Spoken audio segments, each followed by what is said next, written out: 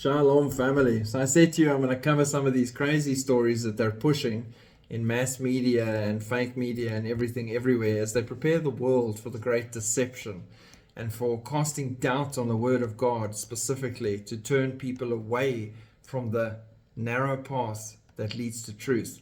And this one story here specifically does exactly that in multiple ways. So let's just go through it. Uri Gellar. If you don't remember him, it's the guy that used to bend spoons, that guy. He says, aliens built the Beit HaMikdash, the Jewish temple. Aliens built it. The ancient Jewish temple of Jerusalem from biblical times, and some aliens may well intervene on Israel's behalf in the event that a war against Hamas worsens, according to the Israeli-British mystifier and entertainer, Uri Gellar. So it's not God, it's aliens, and aliens, not God, are watching over Israel. And when it becomes really bad, aliens, not God, will come and help them.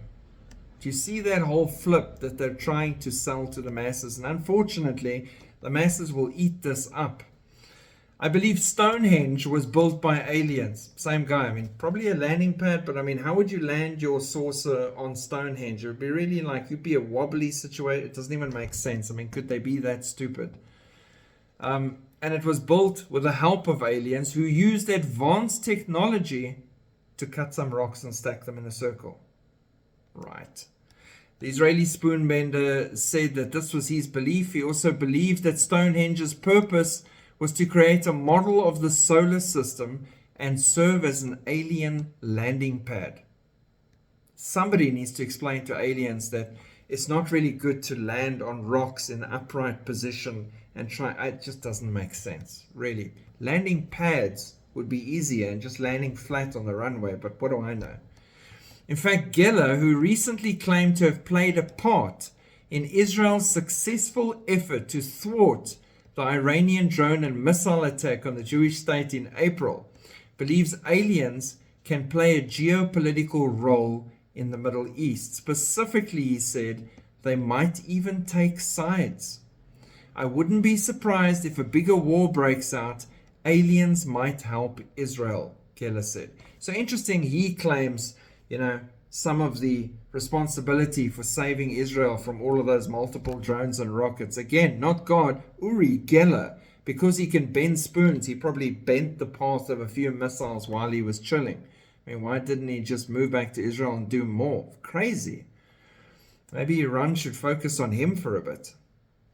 Others have claimed that aliens, should they really exist, play a bigger role on Earth than many realize. You see the setup here.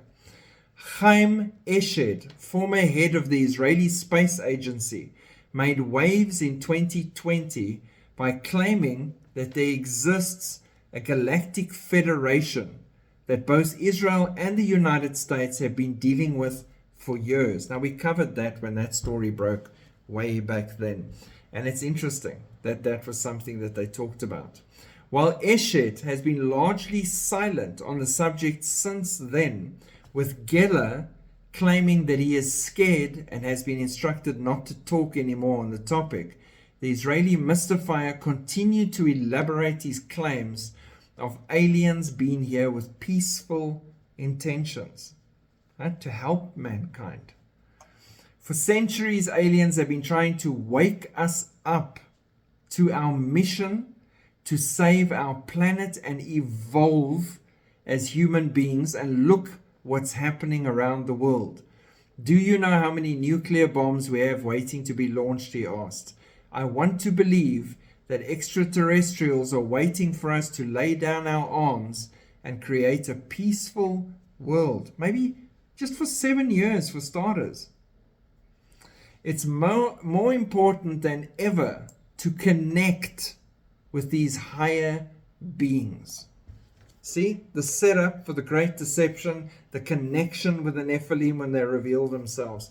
And these things and the way he talks and the way Eshed talks ties into a lot of other stories and testimonies that have come out of the alien side, and discussions and stories of Nephilim and demonic entities that have been working with government officials for many, many years in underground bases and places like that. So yeah, makes sense. And now they're prepping to reveal this to the mass public after a cataclysmic event, a great shaking, a disappearance of many, many people, fear and concern about what the future holds. And then someone needs to step forward and bring peace and security, peace and safety, peace and stability, and help mankind evolve and move up to a higher plane. All twisted, evil narrative to confuse people into accepting the lie. Stick to the truth, stick to the Word of God, seek a deeper, closer walk with Jesus Christ every day. That's the most important thing. God bless. Shalom.